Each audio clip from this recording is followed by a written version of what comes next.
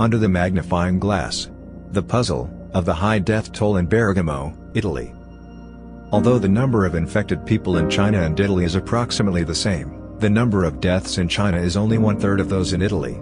As a long-time advisor on the analysis and interpretation of information coming from clinical studies, I think it's worth looking at this unusual case in clinical practice and ask if Germany is protecting the most vulnerable patients well enough. The small town of Bergamo is the center of the Italian epidemic. In an open letter to the public, 13 doctors at the main hospital at this hotspot described the current operating conditions as below normal care. Conditions in hospitals were dire long before the corona crisis due to the growing number of antibiotic-resistant bacteria, which cause no problems in the healthy but can cause high mortality in hospitals. The World Health Organization, WHO, issued a warning in 2017 that if no action is taken, these infections will kill 10 million people a year by 2050. Within the EU, conditions in Italian hospitals were miserable long before the corona crisis.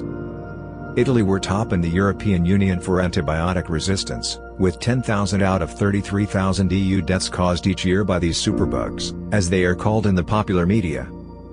In January of this year, several deaths caused by meningococcus, one of the superbugs on the WHO list of the most dangerous bacteria for human health, were recorded in Bergamo.